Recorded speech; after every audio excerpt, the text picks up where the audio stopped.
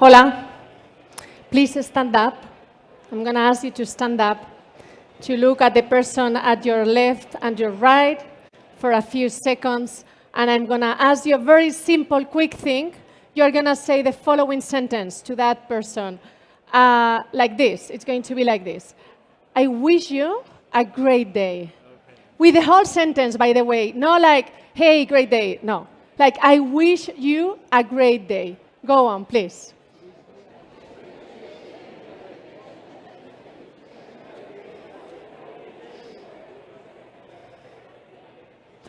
Thank you. You can sit down now. This was not an icebreaker, by the way, because there is no ice in here, and there is nothing to break. But there are many things to evolve. And your business, it's about relationships, right?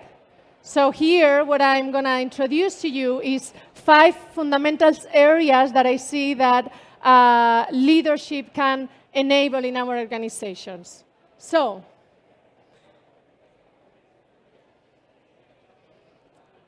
this one. How many of you are running feedback programs, 360 reviews? Raise your hand.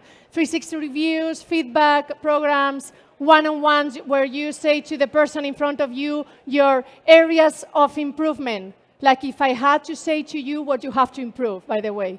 Yeah, okay. It is okay. Feedback is fine. It's fine. But I want you to think about how many resources we are spending in our organizations in order to say that, in order to say to someone else how to give feedback and how to receive the feedback. And when you give feedback to me, normally we say, if I had to give feedback to you, normally I could say, don't take it personally, by the way, right? We say that a lot, like if I could take things flowery or I don't know. So the proposal is this one. If you ask to me a question, I'm going to be very happy. My ego is going to be very happy because I want to shine as a leader, right? And I know the answer.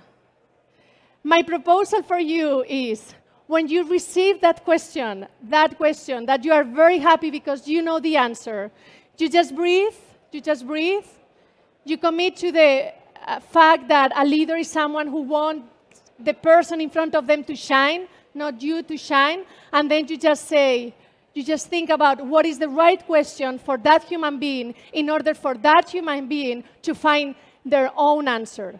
So it's not about me saying the brilliant answer for you in order for you to improve, but it is for me as a leader to think, to breathe, and then think about what is that question that I'm going to ask you in order for you to find your own answer. Yes? So that would be one of my proposals regarding inquiry. There is a lot more because inquiry annihilates fear. So if your approach, if in your next board meeting, yes, in your next team meeting, one-on-one, whatever, you go to that meeting with this in your mind, what if the other person is right? What if the other person is right? Not the cool guy, okay? Not the cool, like that person that you normally agree with, then you can explore this agreement with another approach, with another perspective. What if the other is right? And you can tell me, well, Esther, but that is difficult, because I'm normally right. And I can say, what is what you want in life? Do you want to be right? Do you want to be right or do you want to be in peace? At the end of the days, right? When you go to sleep and you have the in bed, and you all know what is that, like 99% know what is to go to sleep with what I didn't say, what he said, etc., etc. That's what I propose to you. Second area of exploration, redemption. I know, weird, not famous in leadership, but highly recommended. Why? There is a narrative about redemption that I love, which is the possibility of liberating someone from their pain. See? So, when there is a conflict in your team, there is someone suffering. Can you raise your hand if you agree with this sentence? When there is a conflict, there is someone suffering. Is this true? Yes? Okay. So, I'm not saying that someone's suffering is your fault, but I'm saying that if we have a conflict, there is something that we can explore together. There is something to look up. There are few things, 3 bases to explore relation, but I just have time to give you one. And it's a good one, I promise. This one thing is appreciation. Do you really, with your hand in your heart, do you really appreciate that person in front of you? And you have to be honest to answer this one. If you don't appreciate that person, please ask for help. You are at South Summit. There are 1,000 of agile coaches around, or coaches in general. You have people. There is human beings around that can help you. Okay? If you don't feel appreciation for that person, I know leaders that even asked for changing roles or for a change of department, okay? So this is possible. Next area, presence. This is my favorite. It takes years to train this one. It's the queen one, okay? How do you train presence for someone? I'm going to tell you something that normally happens. You are having in your business, you have to launch an MVP, V2 of your product, whatever. And there is a moment that the team says, we have communication problems, right? See? No, I'm sorry. You don't have communication problems. You have presence problems. You have caring problems. You have listening problems. It is not true. Communication is the result of a great relationship, of a relationship that you build, of taking care of the other people. That is when then you can have a great communication with that person, okay? So we could spend a week. I'm happy to explore that opportunity, speaking about presence, but I don't have time for that. But there is one thing that you can do to train presence in your mind. It's going to be, I'm going to ask you, I have still 6 minutes. Let's do it. Stand up. Yeah. Okay, so partner with someone, the closest person. Yeah, purse. Okay, do you have your partner? Yeah? Okay. I'm going to use you gently for a second. Okay, so this is the position with your partner. One in front of the other, okay? So you have to do like this. It's going to be just a few seconds. Do it, yeah. Okay, silence. You are gonna okay, you're together. Good. You are going to look at each other in the eye for just a few seconds, and this is what I want you to think while looking at each other in the eye. Go now. Look at each other in the eye and put this sentence in your mind for the rest of your life. It is the following sentence. My mind is a safe space for you. My mind is a safe space for you. You don't have to say it. You have to think about it. My mind is a safe space for you. You just think about it for a few seconds. For real. A few seconds in silence, please. Yes, that's it. Thank you. You can sit down again.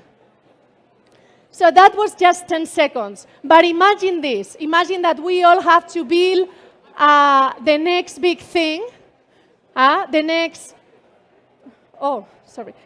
product that we have to scale. Imagine that we have to do this together.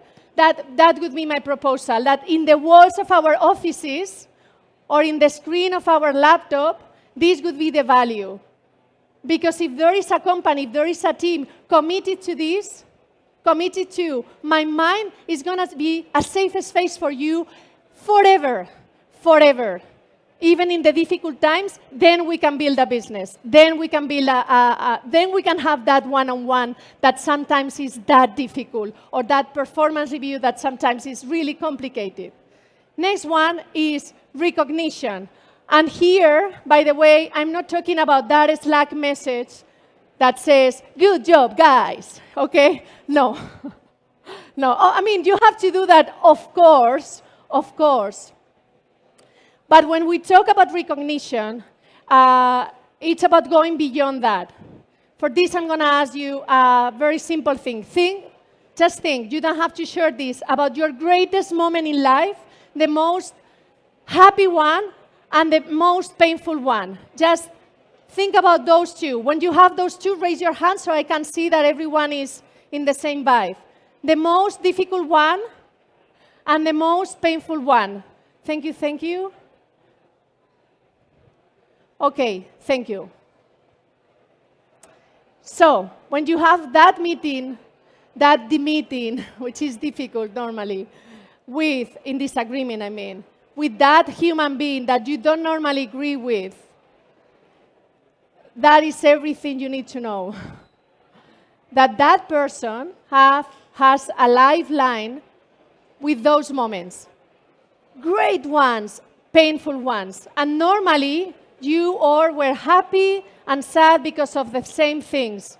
Newborns, people living planet Earth, failure, things that didn't, all those things. And then from that place of human recognition, from that place when you see the other person as a human being but for real, then you can recognize that person in your team, okay? And then you can become a company that practice recognition on daily basis, yes? And the last one, legacy, not patrimony, please. Okay? I like your smiles, thank you. I know you know what I mean. This is the question. And this is a question for all of you. The question is, whatever you are building, whatever you want to scale, what is this for? What is the great cause? What is the purpose of that thing that you are building? What is the real purpose? And you will know that it's legacy if it answers this. What is that thing that you are building that will be for the good, not for the good of your community, your people, no, for the good of the sons, of the daughters, of the sons, of the daughters of your people. And if you can answer this question, if you can reflect on that, then you are building legacy. And then we can speak about leadership, which, by the way, is not related with your job title. There are many leaders as human beings in the planet. So the way you look at your people in the company, if you look at them with, this is a bunch of leaders willing to leave a legacy in life, then we are building life-centered business, human-centered business. Yes? 51 seconds. Wow. Oh. We are going to close. This is all. There is a lot more, but I'm going to finish here with, we are going to close as we began. Please stand up. And this time is going to be, at least 2 people. If you can go to the line behind you, that could be awesome, because you are building relationships here as well in this event. And the question this time is going to be this one. I wish you a great life. And you answer me back? I wish you a great life. Thank you. Please go on.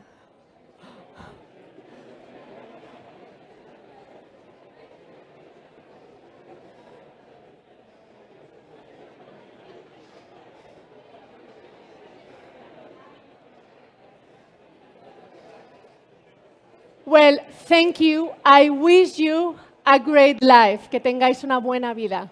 Chao.